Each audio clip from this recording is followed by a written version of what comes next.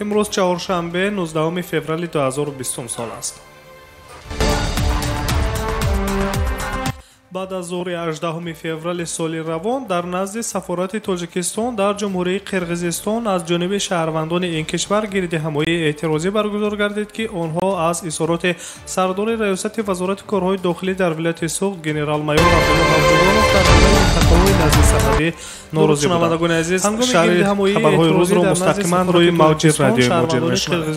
امروز چهارشنبه 19 فوریه 2020 سال رسمی شهر ما می‌خواهیم موقع رسمی جنوبی تاجیکستان بعد از ظهر 18 فوریه سال روان در نزد سفارت تاجیکستان در جمهوری قرقیزستان از جانب شهروندان این کشور گردهمایی اعتراضی برگزار گردید که آنها از اظهارات سردار ریاست وزارت کارهای داخلی در ولایت سوخت گنرال مایور عبدالله در تقاضای نزد سفری ناراضی بودند. با مسئله مرز بین دولت تمرکز نموده ابراز داشت که اگر به تاریخ نظر اندازیم در گذشته بود که هیچگاه زمین قرقیزها نبود، اجدادان ما قرقیزها را آورده و با آنها زمین دادند. امروز این برای ما مشکل شده است، گفته بود گنرال عبدالله نوجوانوف.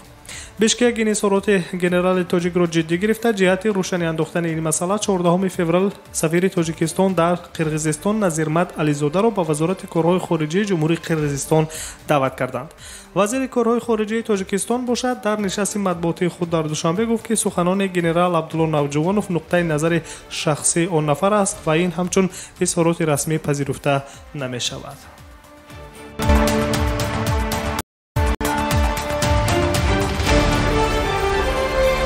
ادامه خبرها. میخائیل میشوستین رئیس حکومت روسیه قرار درباره موقتا بازداشتن ورود شهروندان جمهوری مردم چین به حدود مرزی و مأموری روسیه را به امضا رساند. قرار مذکور تشریف سفرهای سیاحی، شخصی، کاری و طبابتی را برای شهروندان چین بنا به پیشگیری از پهنشوی کرونا ویروس در بر میگیرد که قرار مذکور از 20 فوریه سال روان به حکم اجرا می‌دراید.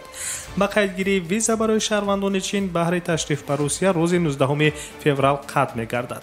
تاتیانا گولیکова معاون رئیس حکومت روسیه گفته است که قرار مذکور بهره تامین امنیت سلامتی شهروندان فدراسیون روسیه روی دست گرفته شده است و این قرار موقتی است.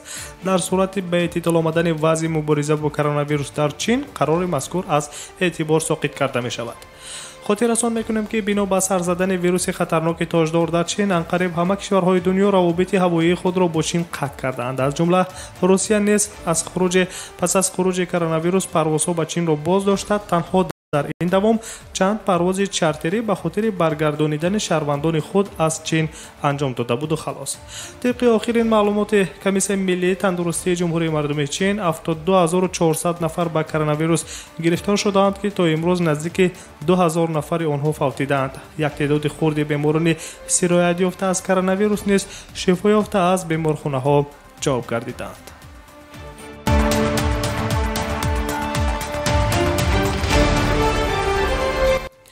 دکتر عبدالله رئیس حکومت اجرایی جمهوری اسلامی افغانستان در صحبت با شبکه خبری الجزیره گفته است که به هیچ وجه نتیجه های اعلان گشته را از روی انتخابات پرزیدنتی قبول ندارد و این یک تقلب روی راست است. دکتر عبدالله همچنین اعلام نموده است که تیم او یک حکومت بی‌غرض عاری از فساد و تقلب را تشکیل می‌کند که برای مردم افغانستان و این سرزمین خدمت کند. بگاهی دیروز 18 فوریه سال جاری شبکه تلویزیونی تلونیوز از نتایج انتخاباتی پرزیدنتی در افغانستان خبر داد و محمد اشرف غنی پرزیدنت کنونی را غالب در انتخابات اعلام کرد. طبق معلومات ها محمد اشرف غنی 50.64%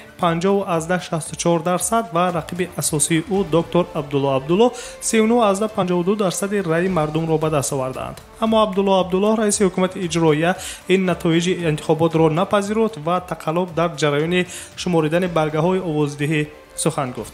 22 ینور سال جاری کمیسیون مرکزی انتخابات جمهوری اسلامی افغانستان نتیجه پیشکی انتخابات پرزیدنتی در این کشور را اعلان داشته بود، ولی در آن وقت حزب اسلامی افغانستان نتایج آن وقت را قبول نکرد و اعتراض نموده بود.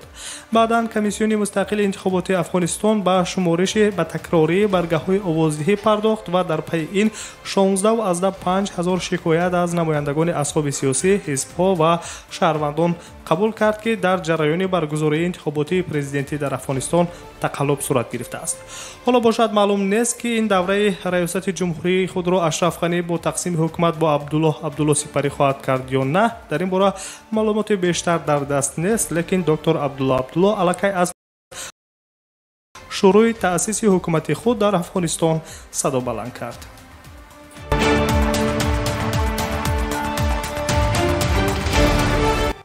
нашри хабариро мустақиман рӯи мавҷи радиои Моҷир мешунавед.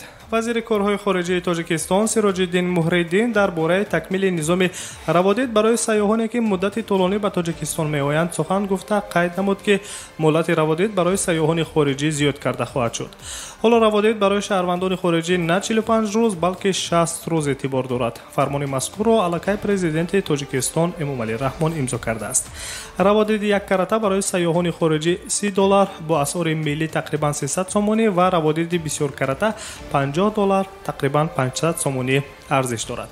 ҳамчунин гуфта шуд ки ҳоло масъалаи танзими додани раводиди бисёр карата барои ба муҳлати 3 сола ва 5 сола таҳия шуда истодааст. дар сурати таҳия ва аз ҷониби ҳукумат тасдиқ шудани раводидҳои бисёр карата он ба тоҷикон ки шаҳрвандии дигар кишварҳоро доранд ва ба сармоягузорону соҳибкорони хориҷӣ дода мешавад.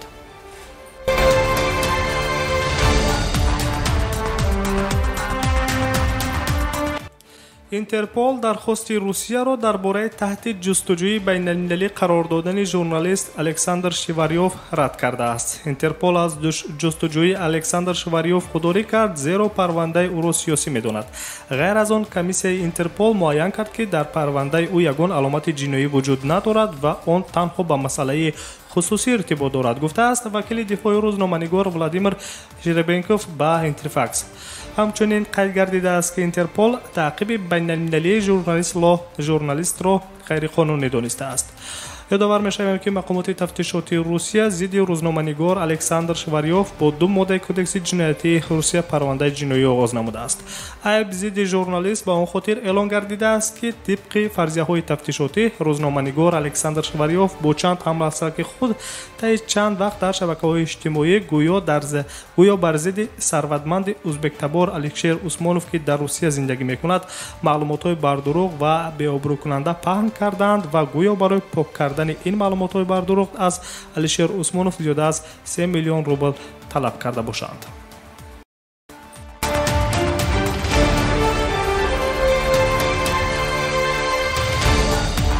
идомаи хабарҳоро мустақиман мешунавед.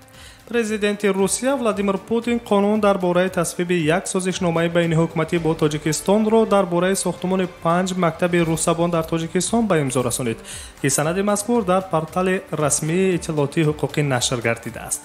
дар назар дошта шудааст ки муассисаҳои таълимӣ дар шаҳрҳои Душанбе, Кӯлоб, Хуҷанд, Бохтар ва Турсунзода сохта шаванд ва аз ҷиҳати моддию техникӣ муҷаҳҳаз гарданд, ки дар он ҷо таълим бо забони русӣ ба роҳ монда мешавад. созишнома дар Москав 17 апрели соли 2019 пас аз гуфтушунидҳои президентҳои Федератсияи Русия ва Тоҷикистон ба имзо расидааст. ҳадафи ин ҳуҷҷат марҳила ба марҳила сохтмони 5 мактаб, ҳар кадоме барои 1200 хонанда ва муайян кардани шартҳои маблағгузорӣ ва таъминоти моддию техникии онҳо мебошад. пас аз ба истифода додани мактабҳо дар онҳо таълим мувофиқи стандартҳои Русия дар мувофиқа бо Вазорати Маориф ва илми Тоҷикистон гузаронида мешавад.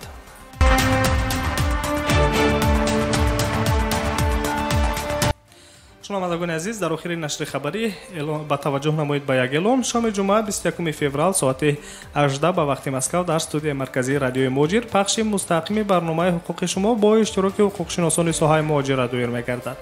шумо метавонед саволҳои худро вобаста ба ҳолати гирифтани манзили иқоматӣ буду бош дар қаламрои Федератсияи Русия ба расмият дарории ҳуҷҷатҳо тибқи талаботи қонунгузории меҳнат ба кор даромадан ва аз кор хориҷ гаштан, гирифтани музди меҳнат аз корфармо ва ё кордиҳанда, ҳимояи худ дар мақомоти судӣ, муроҷиат ба пулис ҳангоми вохӯрдан ва ё муроҷиат ва гузаштани хатти сарҳади давлатӣ ба радиои Моҷир тариқи SMS паёмак дар шабакаҳои иҷтимоии Facebook, Instagram, imo, ВКонтакте ва ё дар WhatsApp бо шумораи 8 965 151 04.